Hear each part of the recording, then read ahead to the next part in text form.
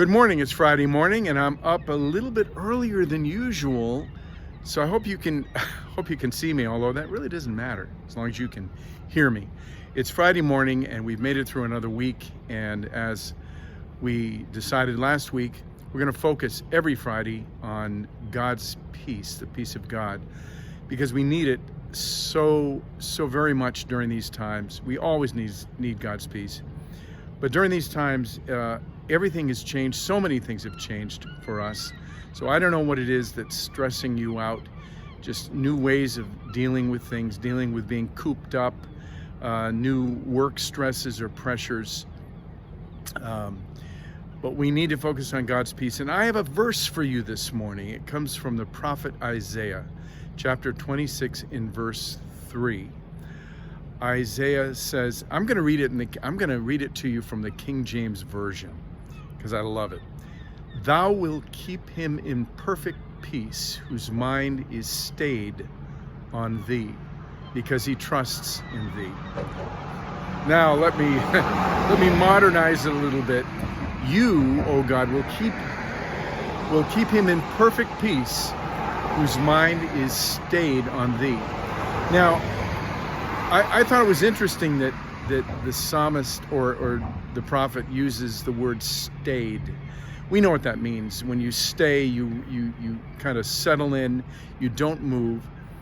But it's also a nautical term. And so I called the expert in our church on nautical things. His name is Emery, and I called Emery last night. I said, Emery, what is a stay on a ship or a boat?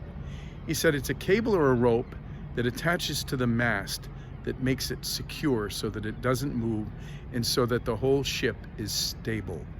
Now, doesn't that describe the way we want to be as believers? We want to be stayed. We want to be connected to God in a way that we're not unstable. We don't shift. We don't move. Our mind isn't all over the place. And that's what the verse is really talking about. Being connected to God, our mind being connected to God in such a way that we are at peace. You will keep him in perfect peace, not just peace, but the peace that Jesus said that he would leave with us. Not as the world thinks of peace, but the peace of Jesus, the peace of God, which is perfect. You will keep him in perfect peace, whose mind is stayed on thee.